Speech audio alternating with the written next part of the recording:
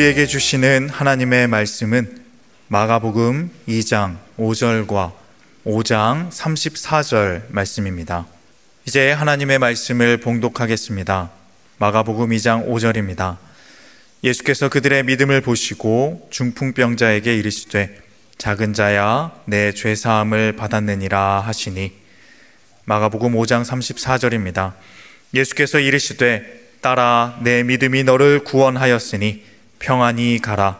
내 병에서 놓여 건강할지어다. 아멘. 예수님에게도 믿음은 우선이었습니다. 예수님에게 믿음이란 표현이 어울리지 않을 수도 있습니다. 하지만 복음서를 보면 예수님이 기도하시는 장면에서 예수님도 믿음이 우선이었다는 것을 알 수 있습니다. 자, 먼저 예수님께서 광야에서 기도하실 때입니다. 예수님은 광야에서 40일을 밤낮으로 금식하시며 기도하셨습니다. 성령에 이끌리어 기도하는 시간이었습니다. 이러한 광야에서 예수님은 3가지 시험을 당하십니다. 그런데 예수님께서는 어떻게 대응하십니까? 예수님은 믿음의 길을 선택하십니다. 먼저 돌을 떡으로 만들라는 유혹이 있었습니다. 사탄은 내가 스스로 돌을 떡으로 만들어서 먹을 수 있는데 굳이 이렇게 굶주리고 있느냐고 말합니다. 하지만 예수님은 하나님의 공급하심을 믿었습니다. 예수님은 사탄의 말을 듣기보다 계속해서 하나님 믿는 믿음을 선택했던 것입니다. 그 순간에 돌이 떡으로 바뀌지도 않았습니다. 하늘에서 만나가 내리지도 않았습니다. 여전히 40일 동안 굶주린 상태였습니다. 하지만 예수님은 하나님을 향한 믿음을 끝까지 선택하십니다. 다음으로 사탄은 내게 절하라는 유혹을 합니다. 사탄의 이 말은 상당히 달콤한 유혹으로 들려왔을 것입니다. 예수님이 이 땅에 오셨던 목적은 궁극적으로 이 땅에 하나님의 나라를 세우기 위해서였습니다. 그런데 지금 사탄은 어떻게 유혹합니까? 지금 나에게 절하기만 하면 그렇게 할 수 있게 해줄게 라고 유혹하고 있습니다. 예수님께서 고통스러운 십자가의 길을 통해서 이 땅에 이루실 것이 있는데 사탄은 뭐 이렇게 힘들게 하느냐, 그렇게 유혹하고 있습니다. 하나님의 계획보다 더 간단하고 더 효과적인 방법이 있노라고 유혹합니다. 결과도 곧바로 보일 것이라고 유혹합니다. 하지만 예수님은 어떻게 하십니까? 다시 한번 하나님 믿는 믿음을 선택합니다. 뻔한 고난이 눈앞에 보이고 있습니다. 그 길을 알고 있었습니다. 그럼에도 불구하고 하나님을 향한 믿음을 끝까지 저버리지 않으십니다. 마지막으로 사탄은 뛰어내리라고 유혹합니다. 하나님을 믿는 내가 뛰어내린다면 하나님께서 너를 지켜주지 않으시겠느냐? 한번 너의 하나님을 시험해봐라. 이렇게 유혹합니다. 별로 어렵지 않은 일처럼 보여집니다. 오히려 하나님의 살아계심을 증명할 수 있는 기회처럼 보여집니다. 하지만 예수님은 어떻게 하십니까? 이러한 것은 하나님을 시험하는 일이고 오히려 믿음의 행위가 아닌 불신의 행위임을 아셨습니다. 그래서 예수님은 다시 한번 하나님을 향한 믿음을 선택하십니다. 예수님은 여러 번의 유혹에도 불구하고 믿음을 끝까지 지켜내십니다. 또한 예수님께서는 겟세마네 동산에서 그리고 십자가에 매달리셔서도 기도하셨습니다. 예수님의 기도의 정점은 바로 이 겟세마네 동산이었습니다. 예수님은 이렇게 기도하십니다. 나의 원대로 마옵시고 아버지의 원대로 하옵소서라고 기도합니다. 바로 여기에 예수님의 믿음이 담겨져 있습니다. 이 기도의 정점에 예수님께서 어떠한 믿음을 갖고 계신지를 보여주고 있습니다. 오직 예수님은 한 가지, 그 하나님의 뜻을 이루기 위해서 살아내셨습니다. 예수님은 아버지의 뜻을 가르쳐 달라고 기도하셨고 그 뜻을 이룰 수 있게 기도하셨으며 오직 아버지께 영광 올려드릴 수 있게 기도하셨습니다. 예수님은 겟세마네 동산에서 이 기도를 하시면서 하나님에 대한 믿음을 더욱 확고히 하셨습니다. 그래서 예수님께서는 마지막 그 십자가에서도 온전한 믿음의 고백으로 아버지, 내 영혼을 아버지 손에 부탁합니다 라고 믿음의 고백을 할 수 있었던 것입니다. 이와 같은 기도는 하나님에 대한 전적인 신뢰가 있어야 가능한 기도입니다. 하나님께 나의 전부를 맡길 수 있는 믿음에서 나오는 기도입니다. 예수님에게도 바로 이와 같은 믿음이 우선이었습니다. 하나님과 대화하는 기도의 자리에서 언제나 믿음을 우선순위로 선택하셨습니다. 어떠한 유혹에도 끝까지 포기하지 않는 끈질긴 믿음을 선택하셨습니다. 하나님을 향한 신뢰를 바탕으로 전적으로 맡기는 믿음을 선택하셨습니다. 오늘 우리가 읽은 본문에서도 예수님은 이와 같은 믿음을 강조하십니다.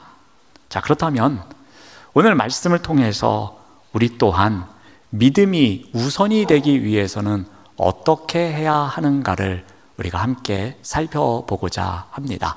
그게 오늘 본문 말씀을 중심으로 한 두 가지 정도를 살펴보겠습니다. 자, 먼저 끝까지 포기하지 않는 끈질긴 믿음이 우리의 삶 속에서 우선이 되기 위해서 어떻게 해야 하는가입니다. 끝까지 포기하지 않는 끈질긴 믿음을 우리가 지니기 위해서 무엇이 필요한가입니다. 오늘 본문에 한 중풍병자와 그의 친구들 이야기가 나옵니다. 그들은 예수님께서 머물고 계시는 집 앞에 도착했습니다. 그런데 너무나도 많은 사람들이 모여 있었습니다. 그래서 문 앞에서도 발 디딜 틈조차 없었습니다. 그들은 도저히 집 안으로 들어갈 수 없는 상황이었습니다. 그들은 어떻게 합니까? 중풍병자의 친구들은 포기하고 돌아가지 않습니다.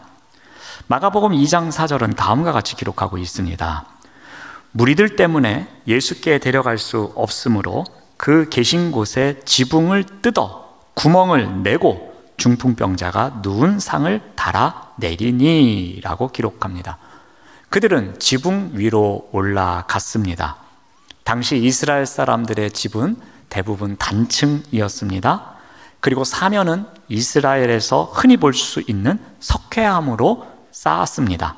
그리고 지붕으로 올라가는 계단이 그 옆에 있었습니다. 지붕은 평평했습니다. 그리고 어떤 나무로 대들보를 만들고 그곳에 나뭇가지나 갈대나 또 진흙을 발라서 만든 지붕이었습니다. 그러니 쉽게 뜯어낼 수 있는 지붕이었습니다. 이러한 지붕에 올라간 중풍병자의 친구들이 지붕을 뜯어내서 구멍을 파고 있습니다. 그런데 이러한 행동은 집주인이나 집 안에 있는 사람들 입장에서 보면은 매우 무례한 행동이었습니다. 그리고 곤란한 상황을 야기할 수도 있는 행동이었습니다. 남의 집을 파손하는 행동입니다. 집 안에 있는 사람들이 인상을 찌푸릴 수도 있는 행동입니다. 이러한 어려움을 감내하고서라도 중풍병자를 예수님께 보내야겠다는 그들의 간절한 마음이 담겨져 있는 행동이기도 합니다. 자, 예수님은 이러한 무례한 행동을 어떻게 평가하십니까? 그 중풍병자의 친구들의 행동을 보시고 아니 너희들 어떻게 이런 무례한 행동을 하느냐 라고 책망하십니까? 그렇지 않습니다. 그들의 행동을 믿음으로 인정해 주십니다. 오늘 본문 마가복음 2장 5절 말씀을 봅니다. 예수께서 그들의 믿음을 보시고 중풍병자에게 이르시되 작은 자야 내 죄 사함을 받았느니라 라고 말씀하십니다. 예수님께서 보신 이 중풍병자와 친구들의 믿음은 어떠한 것입니까? 방해물이 있어도 굴복하지 않고 불굴의 의지가 담겨져 있는 믿음이었습니다. 포기하지 않고 끝까지 끈질기게 나아가는 간절한 마음이 담겨져 있는 믿음이었습니다. 그들은 이러한 믿음을 행동으로 표현하고 있었던 것입니다. 여러분, 지붕 위에 올라가는 것 자체도 만만한 일이 아닙니다. 아무리 계단으로 올라간다 치더라도 들것에 있는 자신의 친구를 데리고 올라가야 하는 상황이었습니다. 그러니 균형을 잘 맞춰야 하는 일이었고 또 서로가 손발을 잘 맞춰야지만 가능한 일이었습니다. 지붕에 올라가는 일도 힘든 일이었지만 지붕에서 친구를 내리는 일은 더 힘든 일이었을 것입니다.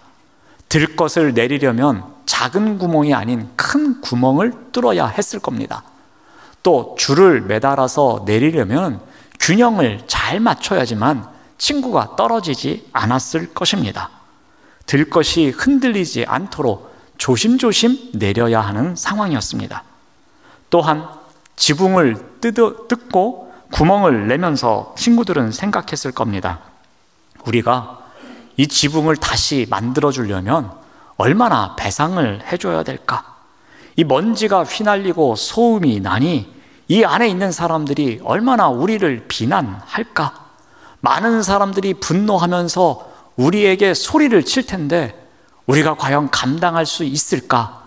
이런저런 생각이 들었을 것입니다. 중풍병자와 친구의 입장에서 보면 충분히 도중에 포기할 만한 일도 있습니다. 포기해도 될 만큼 정당한 상황이었습니다. 문으로 들어갈 수도 없을 정도로 엄청난 인파가 모여있는 그때였습니다. 그 상황을 보면서 오늘은 안 되겠다, 다음 날 다시 오자, 아니면 다른 곳으로 찾아가 보자, 이렇게 쉽게 포기할 수도 있는 순간이었습니다. 그런데 그들은 어떻게 합니까? 포기하지 않습니다. 끝까지 포기하지 않는 끈질긴 믿음을 갖고 있었던 것입니다. 자, 그렇다면 이와 같은 포기하지 않는 끈질긴 믿음을 우리가 우선적으로 갖기 위해서 필요한 것이 무엇이 있겠습니까? 그것은 바로 인내할 만한 에너지가 우리에게 있어야 합니다. 여러분, 우리가 이 실패했던 경험을 한번 돌아보시기 바랍니다. 우리가 실수했던 경험을 돌아보시기 바랍니다. 우리가 실패하고 실수했던 그 일의 원인을 돌아보면 그 가운데에는 포기라는 것이 있습니다.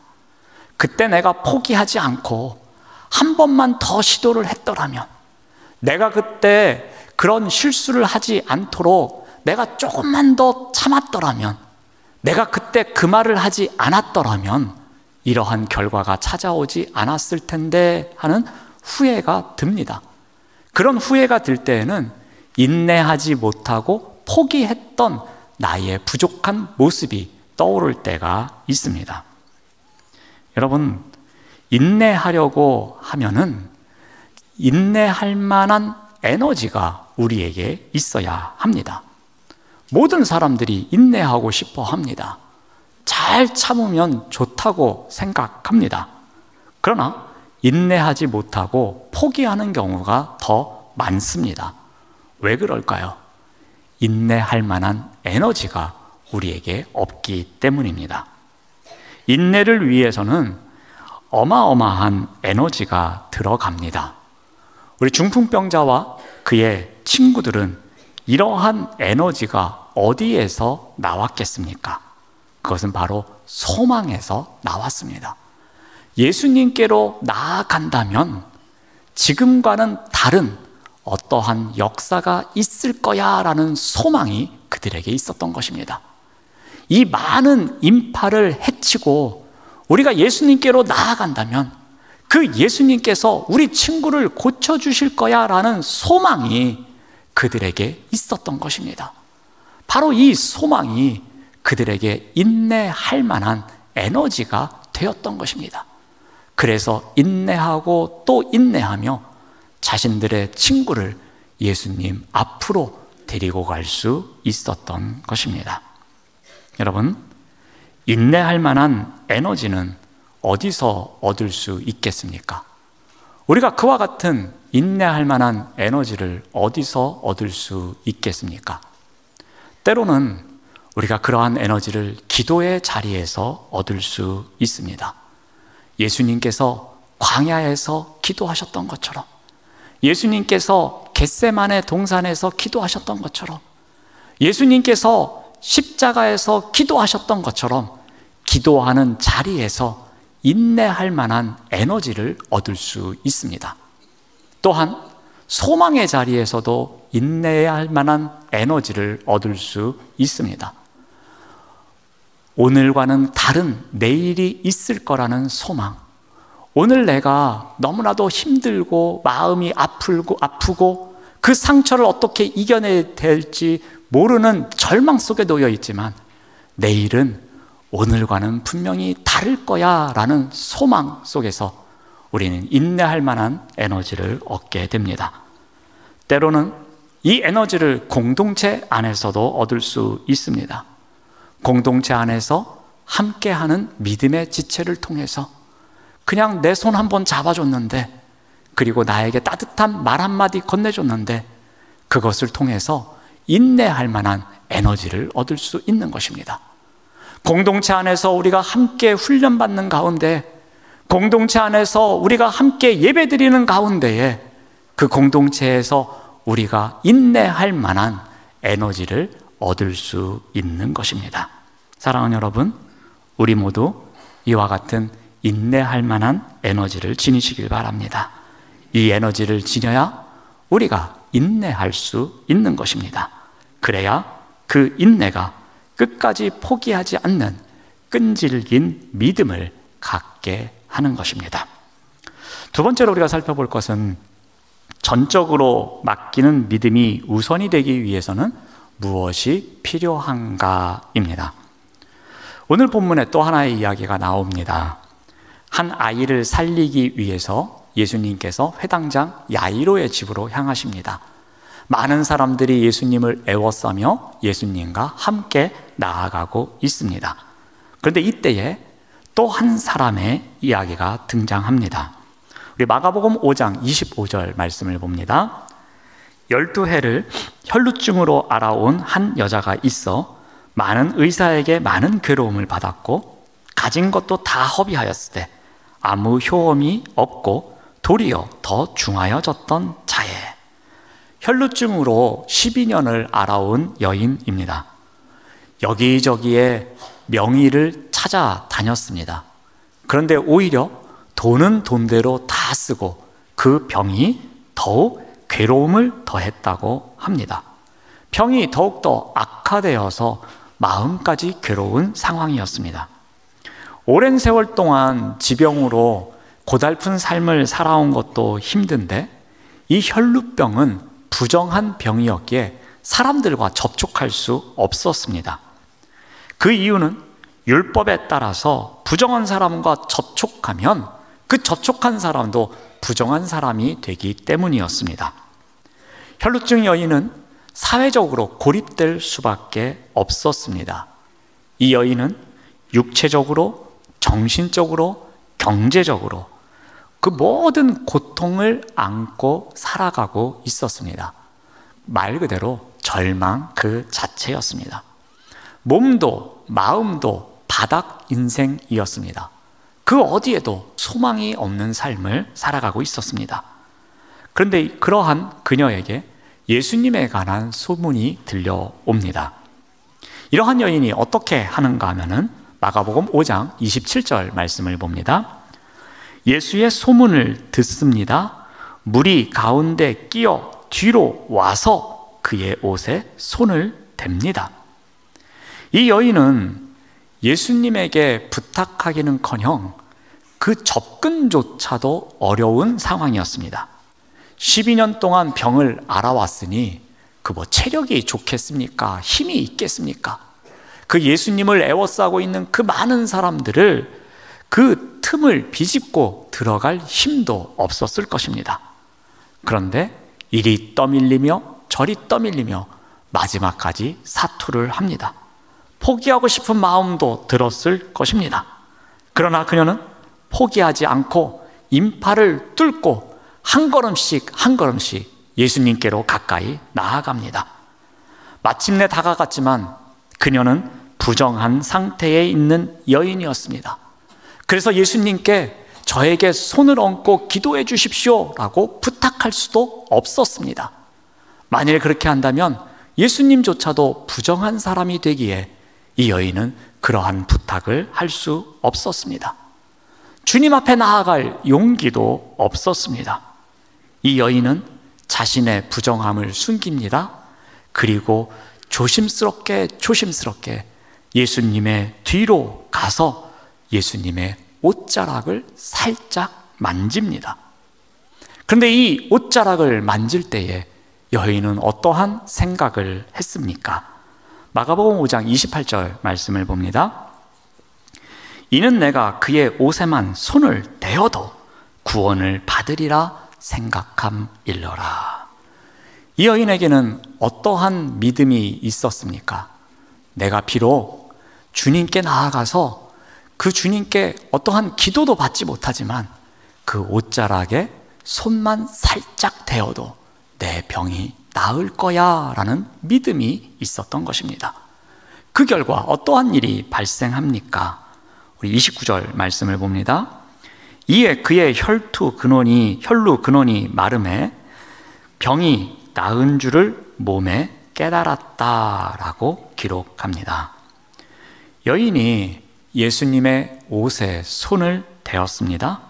그러자 여인의 혈루 근원이 마르고 병이 나은 것을 스스로 느낄 수가 있었습니다.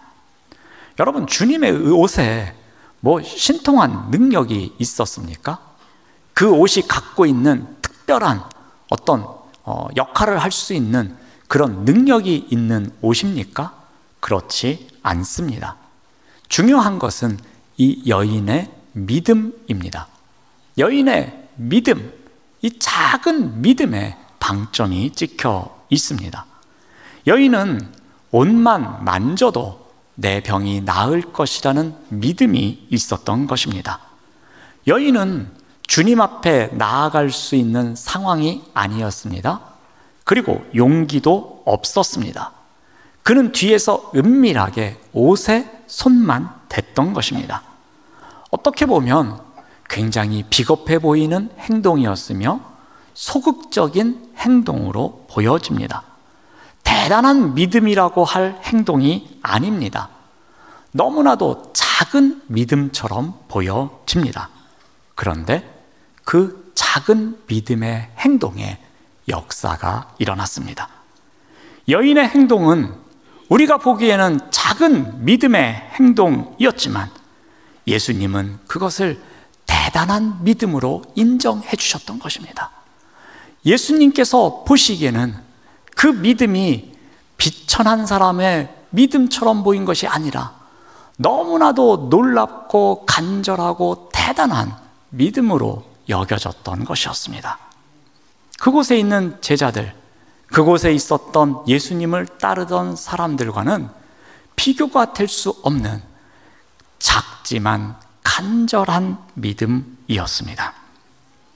여인은 예수님이 자신을 직접 바라보시면서 말씀으로 치유해 주시지 않더라도, 자신을 직접 만지면서 기도해 주시지 않더라도 그저 예수님의 옷자락에 손만 대도 병이 나을 것이라는 믿음이 있었던 것입니다.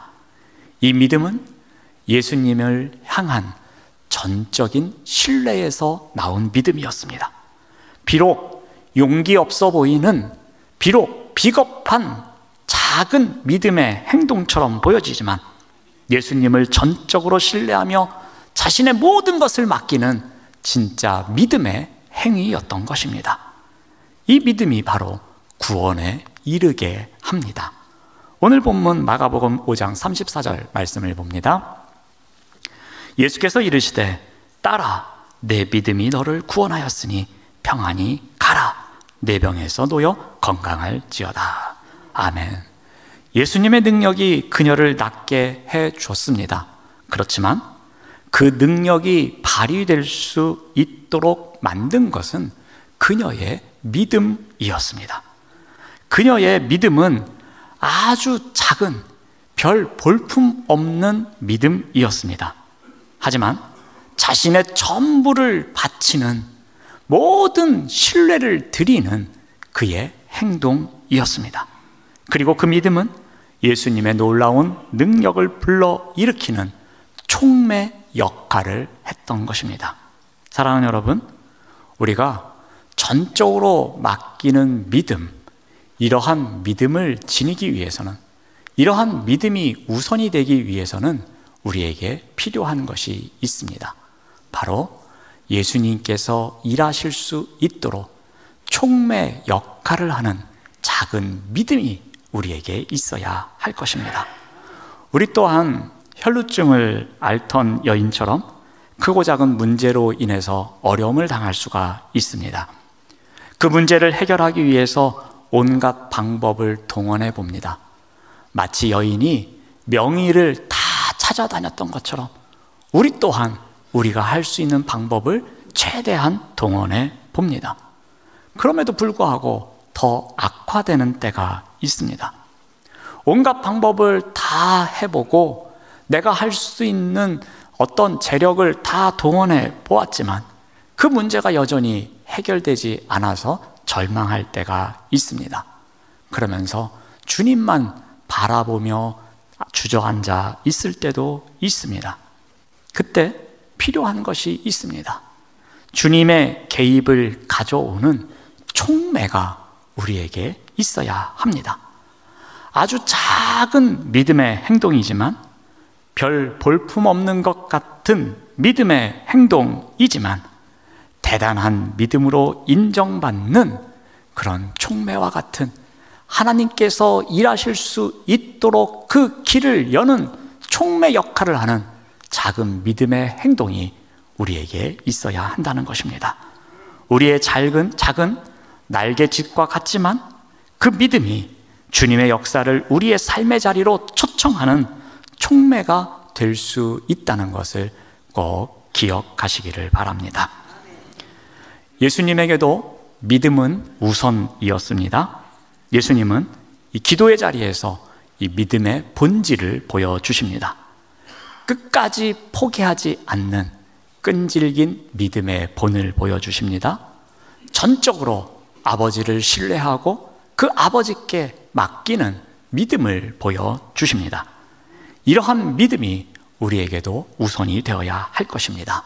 이를 위해서 어떻게 해야 하겠습니까? 오늘 두 가지 함께 살펴보았습니다. 끝까지 포기하지 않는 끈질긴 믿음을 위해 필요한 것이 있습니다. 인내할 만한 에너지가 우리에게 있어야 할 것입니다. 이 에너지는 때로는 기도의 자리에서, 때로는 소망을 품으면서, 때로는 공동체 안에서도 얻을 수 있습니다. 또 하나는 전적으로 맡기는 믿음을 위해서 필요한 것이 있습니다. 여인이 예수님의 옷을 만지는 행동과 같은 작은 믿음의 행동이 주님의 개입을 가져오는 촉매 역할을 한다는 그러한 믿음이 우리가 있어야 할 것입니다. 이와 같은 믿음이 우선이 되는 삶을 살아내시는 우리 모두가 되시기를 바랍니다. 네, 기도하겠습니다. 하나님 감사합니다. 믿음이 우리의 삶에 우선이 되게 하여 주시옵소서. 끝까지 포기하지 않는 믿음을 소유하기 위한 인내할 만한 에너지와 전적으로 주님께 맡기는 믿음의 행함이 있는 촉매가 우리의 삶 속에 넘쳐날 수 있도록 인도하여 주시옵소서. 예수님의 이름으로 기도드립니다. 아멘.